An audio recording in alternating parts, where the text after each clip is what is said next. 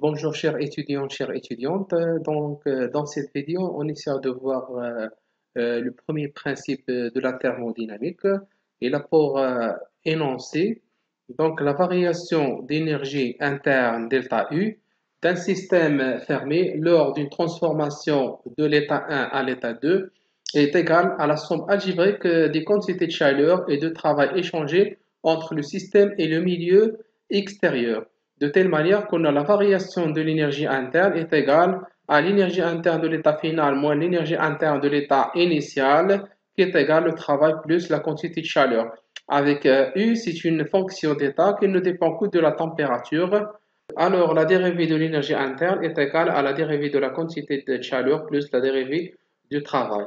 Donc, la variation de l'énergie interne est égale à l'intégrale de la dérivée de l'énergie interne qui est égale à l'intégrale de dérivée de la quantité de chaleur plus l'intégrale de la dérivée de travail. Ce qui implique que la variation de l'énergie interne est égale à l'énergie interne de l'état 2 moins l'énergie interne de l'état 1 qui est égale à la chaleur plus le travail. Donc, pour un système isolé, la variation de l'énergie interne est égale à 0, c'est-à-dire qu'il n'y a aucun échange d'énergie avec le milieu extérieur. La variation d'une fonction d'onde ne dépend pas de la nature de la transformation ni du chemin suivi, et ne dépend que de l'état initial et de l'état final du système.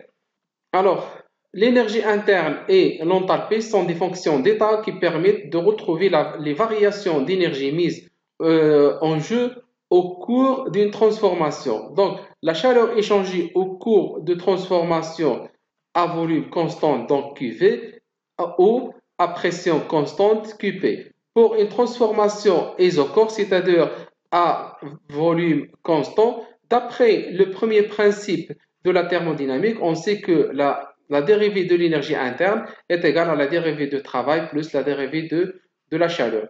Donc, dans le cas d'une transformation effectuée à volume constant, on sait que la variation ou bien la dérivée de travail est égale à moins PV, à moins PdV qui est égal à 0 car le volume à l'état initial est égal au volume à l'état final. D'où dU est égal à la quantité de chaleur de delta U est égal à QV. QV, c'est la quantité de chaleur échangée lors d'une transformation à volume constant qui est égale à la variation de l'énergie interne. Pour une transformation isobare, c'est-à-dire à pression constante, le cas de la plupart des réactions chimiques, lorsqu'on a un état initial défini par les variables d'état et l'état final défini par les variables d'état, donc on sait que la variation de l'énergie interne est égale à l'énergie interne de l'état final moins l'énergie interne de l'état initial est égale à la chaleur plus le travail. Ce qui implique ce qui est égal à la quantité de chaleur plus l'intégrale de PdV. Donc, on peut avoir que la variation de l'énergie interne n'est que la pression fois le volume final moins le volume initial plus la quantité de chaleur à pression constante. Alors, cette quantité de chaleur à pression constante est égale à U2 plus PV2 moins U1 plus PV1, ce qui implique qu'il est égal, c'est-à-dire que la quantité de chaleur à pression constante est égale à H2 moins H1 qui est égal à delta H. Avec U2 plus PV2, ou bien le terme U plus PV, il définit une nouvelle fonction d'état appelée enthalpie. Elle est symbolisée par H. Si delta H est inférieur à 0, le système perd de l'énergie et on a une transformation isotherme. Et si delta H est supérieur à 0, le système gagne de l'énergie, on a une transformation endothermique. À titre d'exemple, on a la formation de l'ammoniac. Donc pour la formation de l'ammoniac, on a besoin des éléments des corps simples, l'azote et l'hydrogène. Donc on a le delta H est égal à moins 92 kJ par mol. Donc on a une réaction qui est, ou bien une transformation qui est exothermique. Par la suite, pour la dissociation de l'ammoniac, pour avoir les éléments ou bien les corps simples, on a une transformation qui est endothermique, c'est-à-dire delta H qui est égal à 92 kJ par mol est supérieur à 0. Donc, cette réaction, elle est endothermique. Maintenant, si on cherche la relation entre la variation de l'enthalpie et la variation de l'énergie interne, c'est-à-dire la relation entre QP et QV. Pour un état initial défini par H1 et U1 et un état final défini par H2 et U2, donc dans le cas d'un système isobar, on a QV qui est égal à delta U. Et pour un système isobar, donc on a QP qui est égal à delta H est égal à delta U plus P V2. Donc la relation 2 moins la relation 1, ça nous donne donc la quantité de chaleur à pression constante moins la quantité de chaleur à volume constant qui est égale à P delta V qui est égal à PV2 moins V1. Dans le cas du gaz parfait, donc on a P V2 est égal à nRT2 et PV1 est égal à nRT1. C'est-à-dire que P delta V est égal à delta nRT, c'est-à-dire on a une réaction à température variante. Dans ce cas, on peut dire que P delta V est égal à nR delta T. Et par la suite, on peut avoir la relation suivante, c'est-à-dire que P delta V est égal à la quantité de chaleur à pression constante moins la quantité de chaleur à volume constant qui est égale à nRT ou delta H1 moins la variation de l'énergie interne est égale à nRT. Maintenant, quelle est la relation entre les coefficients calorifiques molaires Cp et les coefficients calorifiques molaires Cv? Donc, on sait que pour une mole de gaz, on a delta H moins delta U est égal à RT. Donc, la dérivée de cette relation nous permet de donner delta dH sur dt moins du sur dt est égal à R dt sur dt. Ce qui implique que la dérivée de l'enthalpie est égale à la dérivée de l'enthalpie par rapport à la température à pression constante est égale au coefficient calorifique dt. Et c'est-à-dire que Cp est égal à ΔH sur dt à pression constante. De la même manière, on a dE qui est égal à θu sur θt à volume constant dt qui est égal à Cv dt. C'est-à-dire que le coefficient calorifique à volume constant est égal à ΔU divisé par ΔT à volume constant. D'où la relation entre le coefficient calorifique à pression constante et le coefficient calorifique à volume constant qui est égal à R. Donc cette formule, c'est la formule de Mayer. À titre d'exemple, donc on me demande soit une mole d'eau, donc on a l'eau à l'état solide, donc qui se transforme à l'état liquide, donc on a une fusion avec une chaleur à pression constante qui est égale à 1440 calories. Donc on a cette réaction se fait à pression atmosphérique qui est égale à 1. Donc un atmosphère qui est égal à 1,013 10 à la puissance 5 pascal à une température de 273,15 Kelvin. On a un joule qui est égal à 0,239 calories et un calorie qui est égal à 4,118 joules. Le volume de l'eau à l'état glace est de 0,0196 litres et le volume de l'eau à l'état liquide est de 0,180 litres. Donc, on vous demande de calculer la variation de l'enthalpie et la variation de l'énergie interne. Donc, on sait que la variation de l'enthalpie est égale à la chaleur ou bien à la quantité de chaleur à pression constante, donc est égale à 1440 calories.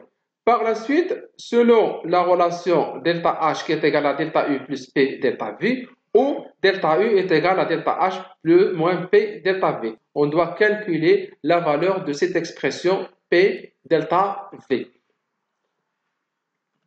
On sait que delta V, donc c'est le volume final moins le volume initial, donc est égal à moins 1,6 10 à la puissance moins 6 mètres cubes. Par la suite, P delta V qui est égal à la pression moins la variation du volume. Donc, on aura une valeur de moins 0,162 joules qui est égale à moins 0,039 calories. D'où la variation de l'énergie interne est égale à delta H moins P delta V. La variation de l'enthalpie, c'est 1480 et la variation P delta V qui est égale à 0,039. Donc, on a une valeur qui est proche de la valeur de la variation de l'enthalpie qui est 2440 kcal. Pour un deuxième exemple, on a un gaz parfait, c'est-à-dire la formation de CO2, et on vous demande de calculer l'enthalpie et l'énergie interne de cette réaction. De même, on sait que delta H est égal à delta U plus P delta plus delta PV. La réaction se fait à température constante, c'est-à-dire que P delta V est égal à RT delta N. Donc, la variation de la quantité de matière est égale à 0. Donc, delta N est égal à 1 moins 1, 1 moins 1 qui est égal à 0. Et par la suite, la variation de l'énergie interne est égale à la variation de l'enthalpie. Maintenant, si on passe au calcul des enthalpies de réaction, donc delta HR. Donc, chaque type de réaction, on peut associer un type d'enthalpie. Un type d'enthalpie, delta H, soit de combustion, soit de décomposition, soit de dissolution, ainsi de suite. Maintenant, on peut définir un état standard. Donc, l'état standard d'une substance, c'est l'état physique le plus stable à pression constante 1 bar et à température constante. Donc, les états standards des substances sont donnés à une température qui est habituellement de 198, c'est-à-dire 25 degrés Celsius. Par exemple, on aura le carbone, son état standard, c'est l'état gravite. L'oxygène, son état standard, c'est l'état gazeux. L'eau, son état standard, c'est l'état liquide. Maintenant, pour la variation d'enthalpie standard, c'est le changement d'enthalpie du système lorsque les réactifs à leur état standard sont transformés en produits à leur état standard. C'est-à-dire, si on prend, à titre d'exemple, on a le graphite. Donc, on a le graphite plus l'oxygène. Qu'est-ce qu'il nous donne? Il nous donne le CO2. Dans ce cas, la variation d'énergie ou bien de formation de ce composé, elle est de moins 94,05. De même, pour la formation de l'eau à l'état liquide, on a delta H de formation de l'eau qui est égal à moins 68,3 kcal par mol, ou bien c'est moins de 142 kJ par mol.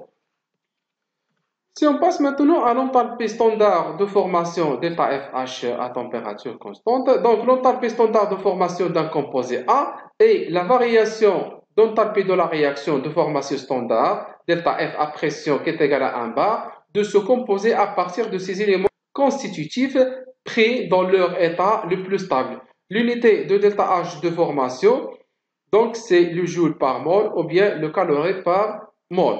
À titre d'exemple, pour les réactions suivantes, on a la formation de CO, le delta H de formation est égal à moins 26,4 kcal par mol. Pour la formation de l'eau, delta H de formation de l'eau est égal à moins 68,3 kcal par mol, ou bien c'est moins 242 kJ par mol. Pour la formation de l'acide formique, donc le delta H de formation est égal à moins 97,8 kcal par mol. En conséquence, donc les états standards des substances sont donnés à une température qui est habituellement 298 Kelvin, c'est-à-dire 25 degrés Celsius. L'enthalpie standard de formation des corps simples dans leur état standard de référence à la température T qui est égale à 0, quelle que soit la température, delta H de formation des corps simples est égal à 0. À titre d'exemple, on a le delta H de formation de l'azote est égal à 0, le delta H de formation de l'oxygène est égal à 0, le delta H de formation de graphite est égal à 0 et delta H de formation de fer est égal à 0. Maintenant, si le delta H de formation est supérieur à 0, donc le composé est moins stable de point de vue énergétique que ces éléments. Et si le delta H de formation est inférieur à 0, le composé est plus stable de point de vue énergétique que ces composés. Par exemple, on a la formation de dioxyde de carbone à partir de graphite et de l'oxygène. Maintenant, le delta H de formation, elle est inférieur à 0. On peut dire que la réaction, elle est exothermique et par la suite, le composé est plus stable que les éléments initiaux. C'est-à-dire que le CO2 il est plus stable que l'oxygène et il est plus stable que le graphite. Maintenant, Si on passe à l'enthalpie standard de la réaction en appliquant la loi de His. Donc, par définition, la variation d'enthalpie standard de la réaction est égale à la somme d'enthalpie standard des produits moins la somme des enthalpies standards des réactifs. Si on prend les réactifs et par la suite, il va nous donner des produits. Donc, quelle est la variation d'enthalpie de la réaction? Pour cela, on passe par les enthalpies standards de formation des réactifs à partir de ces éléments de corps simples, de même par les ΔH de formation des produits à partir de ces corps simples. Donc, l'utilisation d'un cycle thermodynamique est tout simplement une façon pratique d'utiliser la loi de His pour déterminer le temps standard d'une réaction. Donc, ΔH de la réaction est égal à la somme des ΔH de formation des produits moins ΔH de formation des réactifs.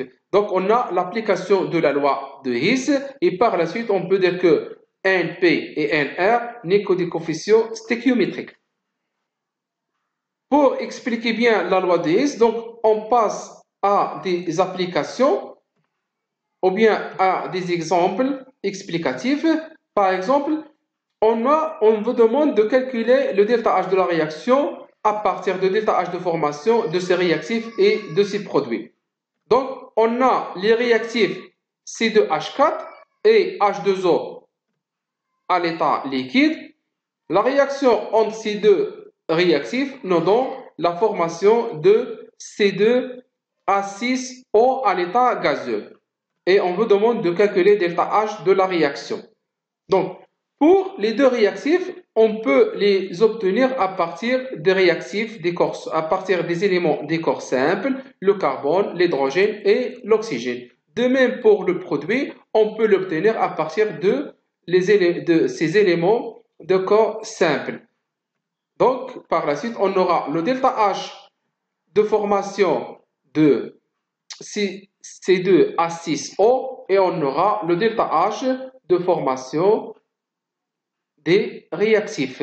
Et par la suite, par utilisation de cycle thermodynamique, on a ΔHA, qui est le ΔH de la réaction, est égal moins ΔH de formation de C2H6 plus ΔH de formation de C2H4 plus ΔH de formation de H2O qui est égal à 0. C'est-à-dire que ΔH de la réaction qui est égal à ΔH qui est égal à ΔH de formation des produits moins ΔH de formation de réactifs, c'est moins ΔH de formation de C2H4 moins ΔH de formation de H2O. Et on a une application directe de la loi de His.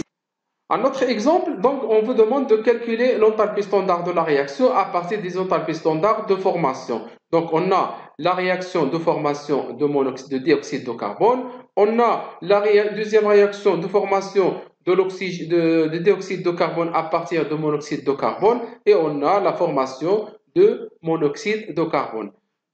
Donc la somme algébrique de la réaction 1 moins la réaction 2, donc il nous donne la réaction 3. Et par la suite, qu'est-ce qu'on aura? On aura ces ΔH1 moins ΔH2 qui nous donne la réaction 3. Et par la suite, la ΔH de la réaction 3 est égal à ΔH de la réaction 1 moins ΔH de la réaction 2 qui est égal à moins 26,42 kcal par mol.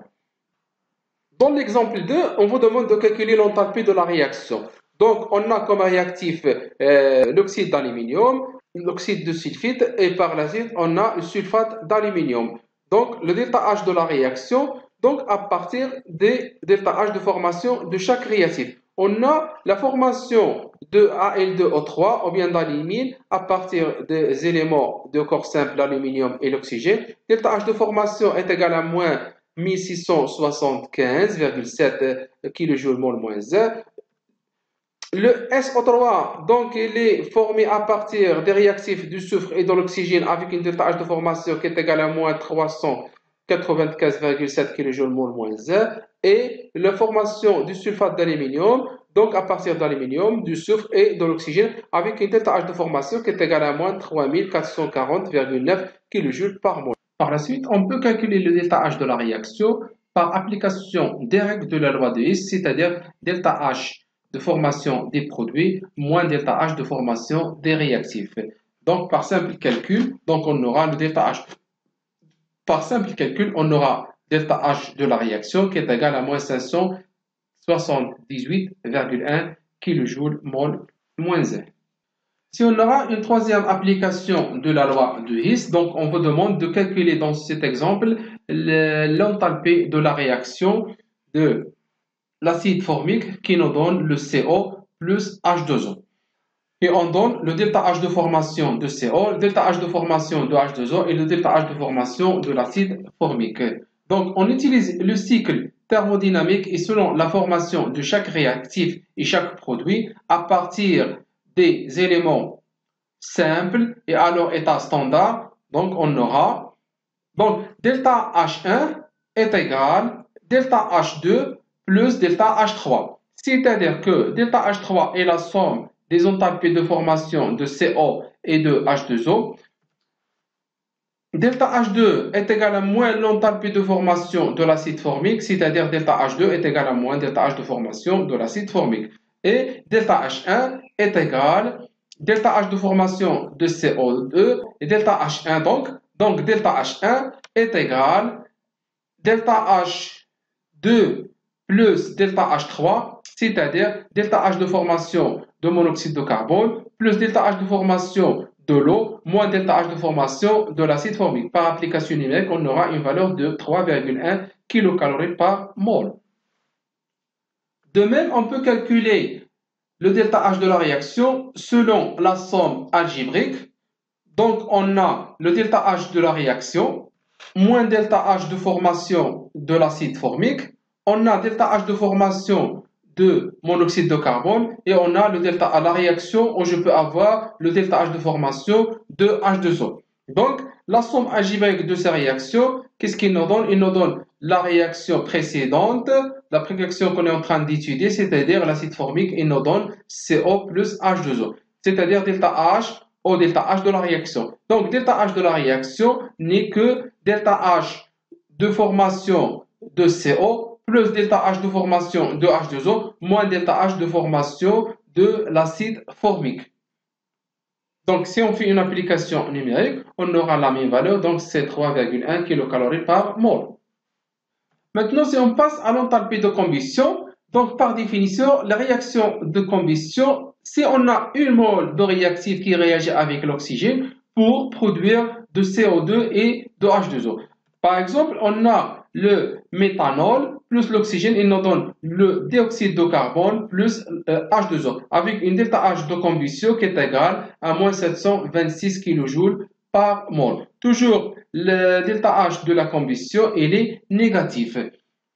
Maintenant, pour calculer delta H de la réaction à partir des enthalpies de combustion, donc delta H d'une réaction peut être calculé si on connaît les enthalpies de combustion des produits et des réactifs intervenant dans la réaction. Par exemple, on vous demande de calculer l'enthalpie de la réaction. Donc, on a l'éthanol plus l'oxygène qui nous donne l'acide éthanoïque plus H2O. Et on vous demande de calculer la variation d'enthalpie de la réaction. Donc, on sait que la combustion de l'éthanol nous donne le CO2 plus H2O avec une delta H de combustion qui est égale à moins 1368 kJ mol moins 1. Et la combustion de l'acide éthanoïque par l'oxygène, donc nous donne aussi le carbone plus H2O avec une delta H de combustion qui est égale à moins 874 kJ par mol. Donc, delta H de la réaction n'est que la réaction 1 moins la réaction 1, c'est-à-dire que delta H de combustion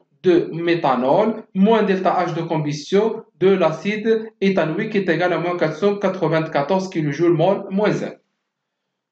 Maintenant, considérons la réaction suivante pour laquelle nous supposons connaître les enthalpies de réaction.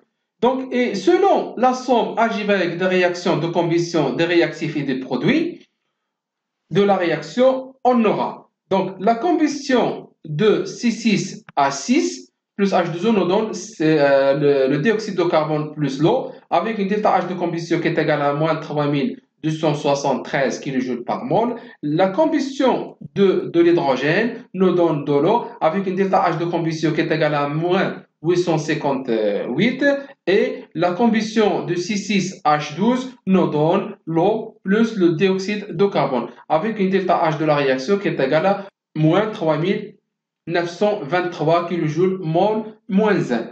Maintenant, donc, la somme algébrique de ces trois réactions, donc, qu'est-ce qu'il nous donne? Il nous donne la réaction en étude. Et par la suite, delta H de la réaction n'est que delta H de la première réaction, delta H de combustion de la première réaction, plus 3 fois delta H de combustion de la deuxième réaction, moins delta H de combustion de la troisième réaction. De même, on peut calculer le delta H de la réaction en utilisant le cycle thermodynamique, c'est-à-dire que la combustion de C2H12 nous donne le dioxyde de carbone et la combustion de C6H6 et la combustion de H2 nous donne toujours le dioxyde de carbone plus l'eau. Et par la suite, selon le cycle thermodynamique, on sait que delta de la réaction plus delta de combustion de C6H12, moins 3 fois delta H de combustion de l'hydrogène, moins delta H de combustion de C6H6 est égal à 0. Et donc, delta H de la réaction est égal à delta H de la combustion de C6H6 plus 3 fois delta H de combustion de l'hydrogène, moins delta H de combustion de C6H12.